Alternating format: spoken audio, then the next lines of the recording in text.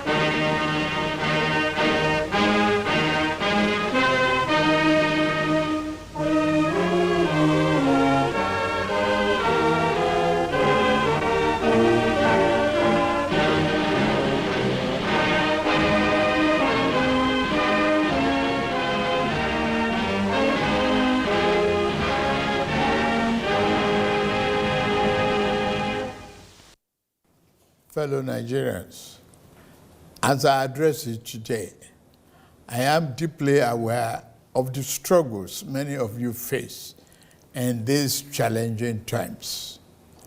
Our administration knows that many of you struggle with rising costs and the search for meaningful employment. I want to assure you that your voices are heard. As your president, I assure you that we are committed to finding sustainable solutions to alleviate the suffering of our citizens. Once again, I plead for your patience as the reforms we are implementing show positive signs, and we are beginning to see the light at the end of the tunnel. Exactly 64 years ago, our founding fathers chose democracy as a form of government and launched the dream of a great country that would lead the rest of Africa out of poverty, ignorance, and underdevelopment. A beacon of hope for the rest of Africa and the world. Over 6 decades later, we can look back and Nigerians worldwide can see how well we have succeeded in realizing the lofty dream of our founding fathers. The world is witnessing and benefiting from the can-do spirit of Nigerian people, our massive intellectual capacity, and our enterprise and industry in all vocations, from art to science, technology to infrastructure. The dreams that our founding fathers envisaged are still work in progress. Every day, we put our hands on the plow, determined to do a better job of it.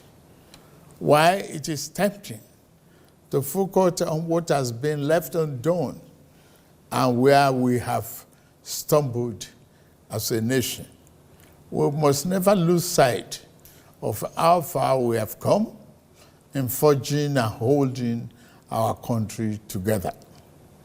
Since independence, our nation has survived many crises and upheavals that led to the dissolution and disintegration of many other nations worldwide. 6 years after independence, our country descended into a political crisis that led to a bitter and avoidable civil war. Since returning from the brink of that darkest moment, we have learned to embrace our diversity and manage our differences better as we continue to work towards engendering a more perfect union. Despite the many challenges that buffeted our country, we remain a strong, united, and viable sovereign nation. Dear compatriots, our independence anniversary gave us another chance to reflect on how far we have gone in our journey to nation building and to renew our commitment to building a better nation that will serve present and future generations of Nigerians. While we celebrate the progress we have made, as people in the last 64 years, we must also recognize some of our missed opportunities and mistakes of the past if we are to become one of the greatest nations on earth, as God has destined us to be. Our mistake must not be follow into the future. My administration took over leadership of our country 16 months ago at a critical juncture. The economy faced many headwinds and our physical security highly impaired. We found ourselves at a distant crossroad where we must choose between two paths: reform for progress and prosperity, or carry on the business as usual and collapse. We decided to reform our political economy and defense architecture. On the security front, I am happy to announce to you, my compatriots, that our administration is winning the war on terror and banditry. Our target is to eliminate all threats of Boko Haram, banditry, kidnapping for ransom, and the scourge of all forms of violent extremism. Within 1 year, our government has eliminated many Boko Haram and bandit commanders faster than ever. As of the last count, over 300 Boko Haram and bandit commanders have been eliminated by our gallant troops in the northeast, northwest, and some other part of the country. We have restored peace to hundreds of communities in the north, and thousands of our people have been able to return home. It is an unfinished business, I agree, which our security agencies are committed to ending as quickly as possible. As soon as we can restore peace to many communities in the troubled part of the north, our farmers can return to their farms. We expect to see a leap in food production and a downward spiral in food costs. I promise you, we shall not falter on this. Our government has been responding to the recent natural disasters, particularly the flooding in the part of the country.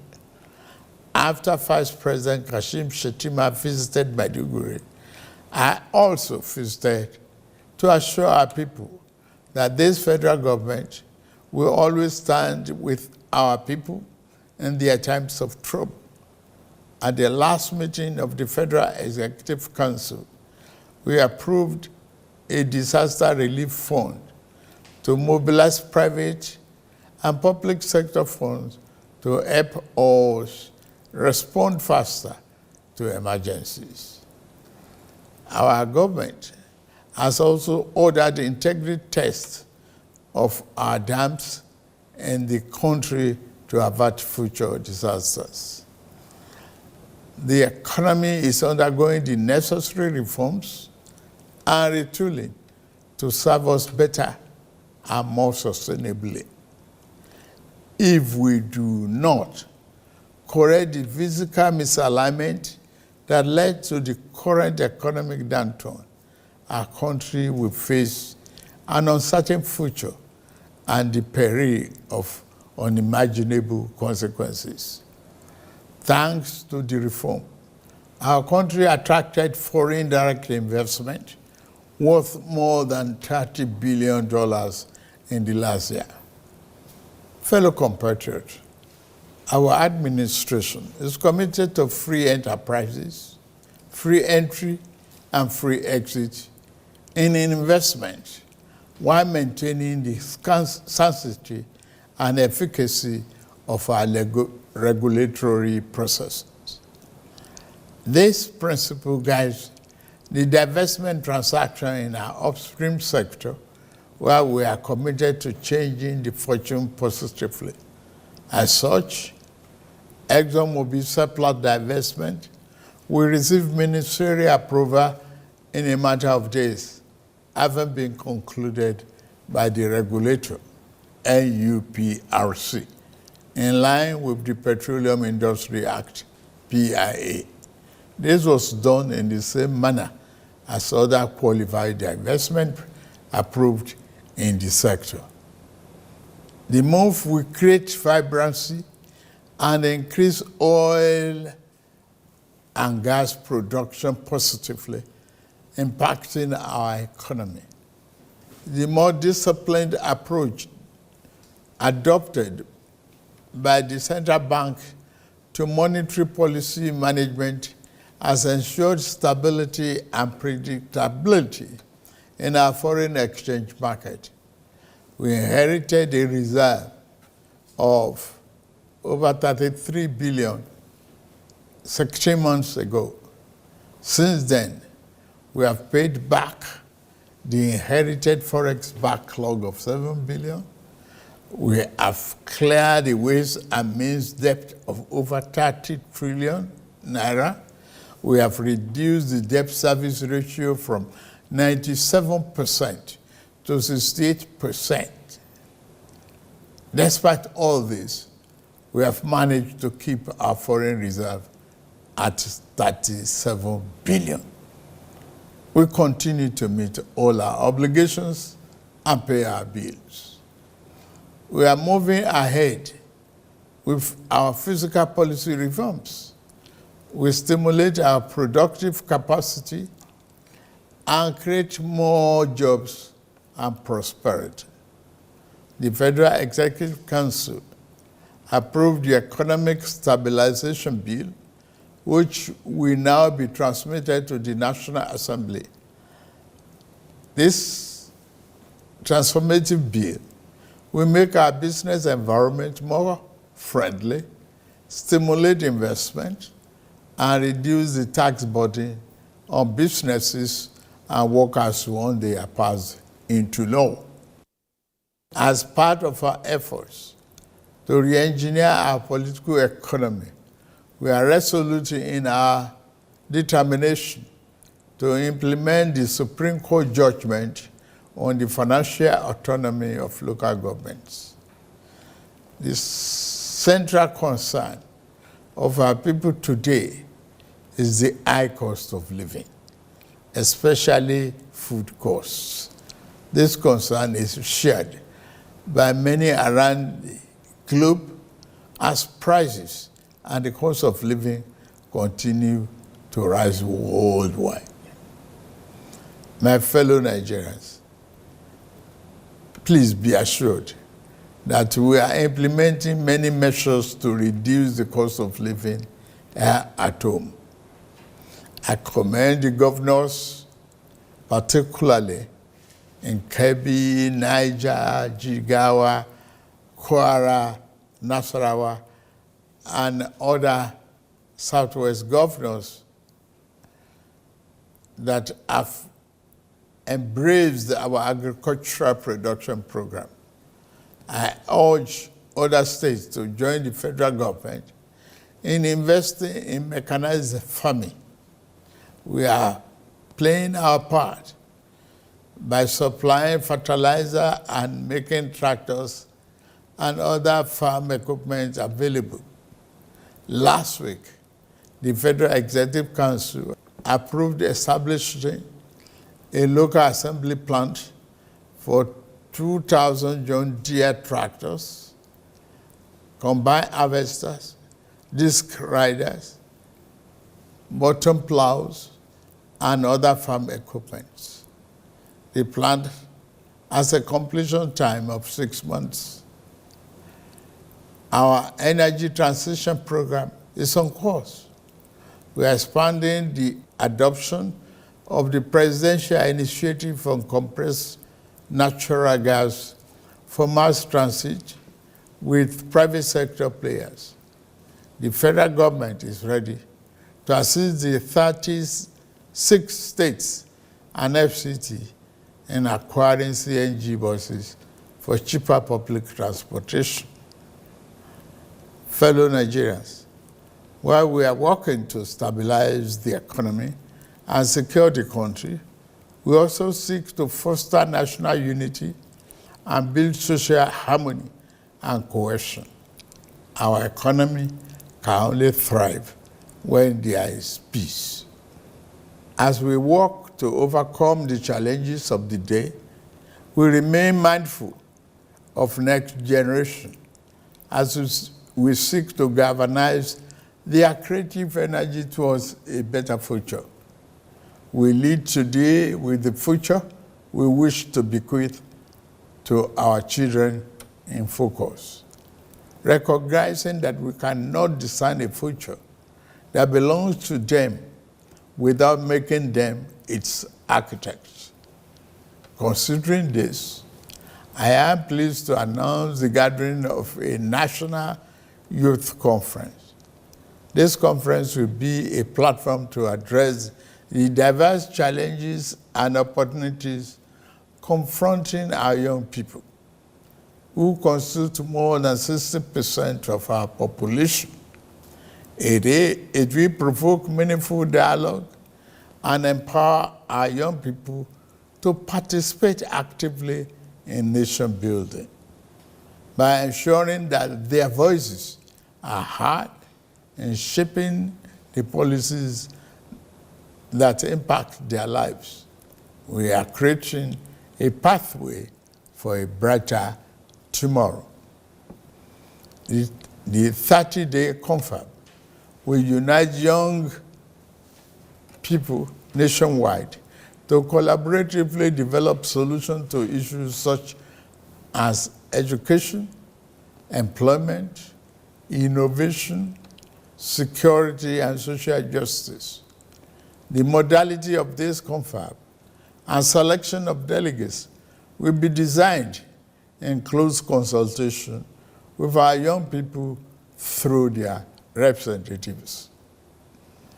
Through this confab, it will be our job as leaders to ensure that their aspirations are at the heart of the conference deliberations.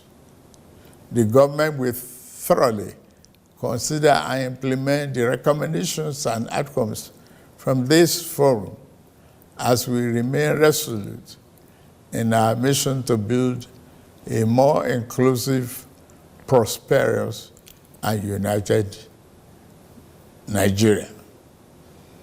Our government is implementing several other youth-centric programs to give our young people an advantage in rapid changing world. We are implementing, among others, the 3 million technical program of the Ministry of Communications, Innovation and Digital Economy, aimed at building Nigeria's technical talent backbone. We have also enthusiastically implemented the Nigerian Education Loan Fund, NEL Fund, which provides cheap loans to our students to pursue their tertiary educational dream. In addition, later this month, we shall launch the Renewable Hope Labor Employment and Empowerment. the leap.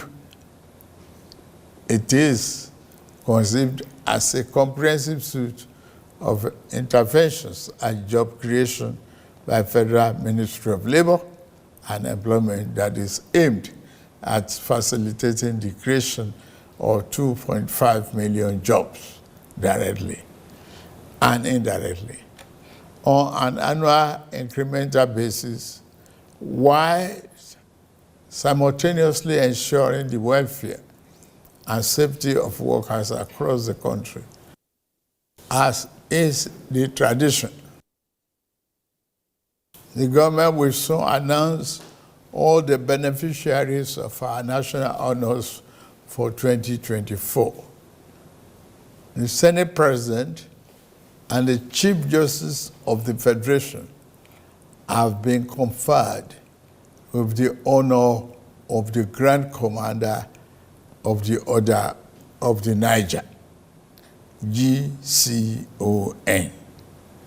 The Deputy Senate President and the Speaker of the House of Representatives have honor of Commander of the Order of the Federal Republic, CFR, while the Deputy Speaker of the House has been awarded Commander of the Order of Niger, CON. Fellow Nigerians, better days are ahead of us. The challenges of the moment must always make us believe in ourselves. We are Nigerians, resilient and tenacious. We always prevail and rise above our circumstances. I urge you to believe in our nation's promise. The road ahead may be challenging, but we will forge a path towards a brighter future with your support. Together, we will cultivate a Nigeria that reflects the aspiration of all its citizens, a nation that resonates with pride, dignity, and shared success. As agents of change, we can shape our destiny and build a brighter future by ourselves, for ourselves, and future generations. Please join us and join our administration in this journey towards a brighter future. Let us work together to build a greater Nigeria where every citizen can access opportunities and every child can grow up with hope and promise. May God continue to bless our nation and keep members of our armed forces safe. Happy Independence Anniversary, fellow Nigerians.